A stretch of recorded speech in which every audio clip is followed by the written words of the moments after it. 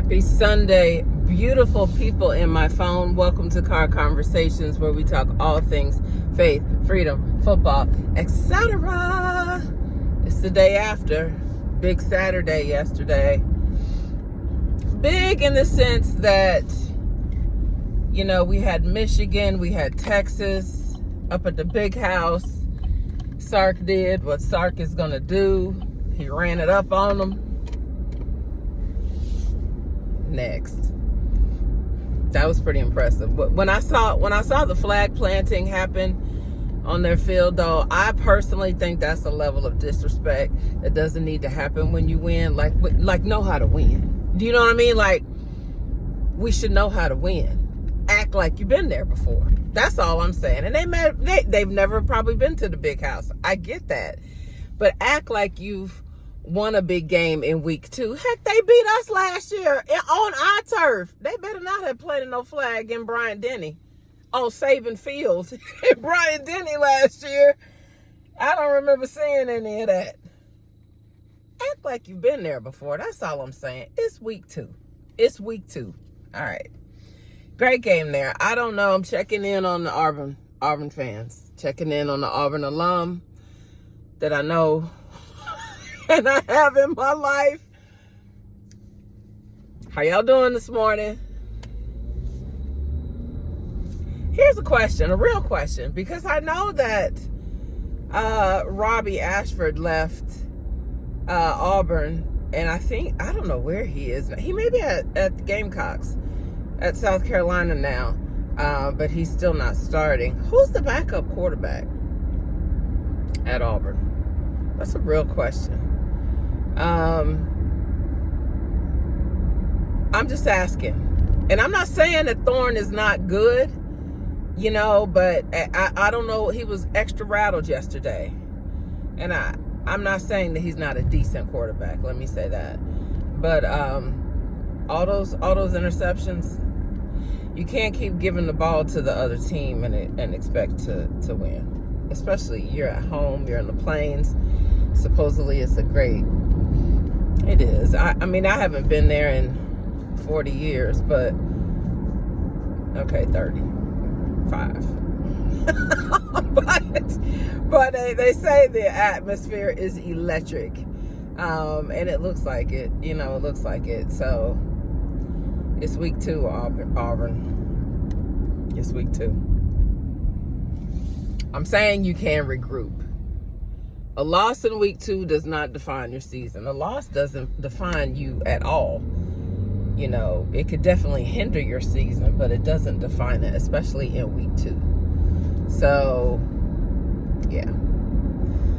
Notre Dame. I was high on Notre Dame last week and Marcus Freeman and what they did going into Kyle Field with the 12th man at night and doing what they did to the Aggies. I was really high on him. Very glad for him.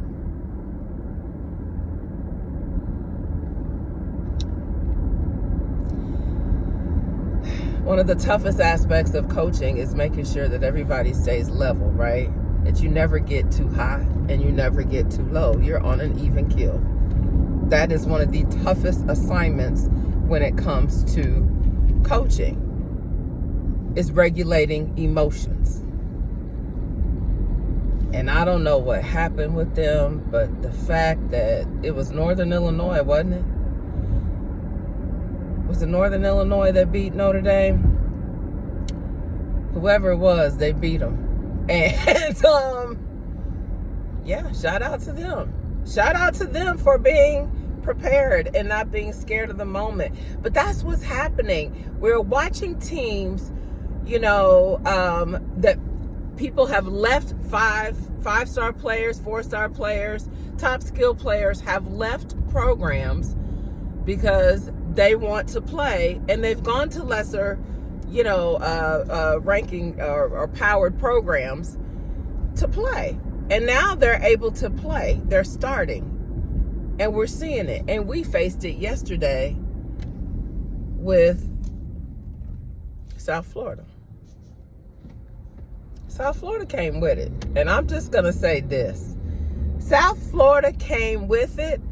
I don't necessarily know what we were doing, if we were ready. We did not look like it. Again, there was probably a lot of emotions at play with what was happening with honoring Coach Saban. You had NFL players left and right on the sideline, back to honor Coach Saban. A lot of distractions. And then we all saw what happened on the right side of that line. That's a problem. The O-line continues to be a problem. And they're going to get it together. Lord, that looked like my son. He would wear exactly what this brother has on coming out of the store at this time in the morning. It's not my son, though. Yeah. Here's what I want to say about my team. It's week 2. Last year, let me park my car. Last year, when we played Texas, was that Texas? We played week 2, week 3, whenever we lost to Texas. I felt like it was early. Maybe it was week 4. But we played USF week 2. Maybe that's what it was. We played them again week 2 last year. And that's when Jalen got sacked. And that's when we went through the progression of we had Ty Simpson go in and we had Ty Buckner go in. We had all these other quarterbacks and they had an opportunity to play. And it was a bad game. We struggled that entire game. Didn't put up many points, but ended up winning. We did end up winning the game. But it was a pivotal point, a turning point, right? It was the inflection point. Because that really came with Texas. But we learned a lot. It was a pivotal point as far as who was going to be the starting QB. That definitely was determined, in the next week. And what we saw yesterday was our coaching staff really trying to put the pieces of the puzzle together and who he has to work with, what their skills are. And not that they don't assess all of that during practice and scrimmages and whatnot, but, it's game time, and different players show up in different ways when it's game time and the lights are on, and so who's going to weather the storm? Who's going to produce? Who's going to continue to persevere through adversity? Who's going to step up and lead on the team, on the field, right? Who's going to hold the man next to them accountable?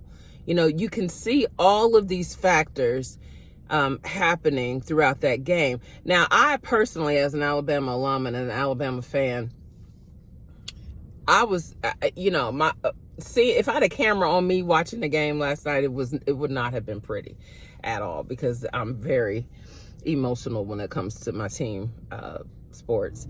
But I wanted to see a little bit more personally, because I'm used to Coach Saban, right? We're used to Coach Saban. I wanted to see a little bit more reaction from Coach KDB, on the sideline. And I just saw him kind of just like this, and then the sly smirk, and then he's thinking, he's processing. I don't know if I don't even think anybody was probably saying much to him. I don't know. But he literally has a completely, demeanor, temperament, personality. He's a different person than Coach Saban. So I do need to wrap my brain around that, as I'm sure many other Alabama fans, need to wrap their brain around it, because I was ready for him to throw a headset and chew some folks out on camera. Don't wait to the locker room. I was ready for him to chew them out on camera. In front of all the NFL players, in front of everybody. I was waiting for him to chew some folks out on camera. I kept waiting for him to pull Formby. Dude is getting cooked on the right side. Penalty after penalty for holding, false starts. Pull the dude and sit his tail down. That's what I wanted to see. But Coach KDB is different. He's different. He's different. He let him play. And I guess he wanted some more tape. I don't know what to be able to critique today. Sit down with him. I don't know why he stayed in the game so long, but you saw what happened. As soon as they sat Formby down from that right side, and they put Elijah Pritchett, redshirt sophomore Elijah Pritchett, they put him on that right side late in the fourth quarter. And what happened? What happened? 3 running touchdowns happened. 3 possessions, 3 running touchdowns, 3 possessions in which Elijah Pritchett replaced Formby. So I'm like, you know what? Maybe that needed to happen like that. I don't know. But this film from this game yesterday will definitely be great teaching tools all week as we prepare for Wisconsin next week. That's what I got for you this morning. I got to run in here so I'm not late to my destination of the house of the Lord this morning. Listen, my Cowboys play this afternoon. I'm excited for that. Falcons and Steelers, that's going to be a good one. I don't know what time that kickoff is, but I hope your team wins. As long as they're not playing mine. Y'all stay winning and y'all stay free. Love y'all.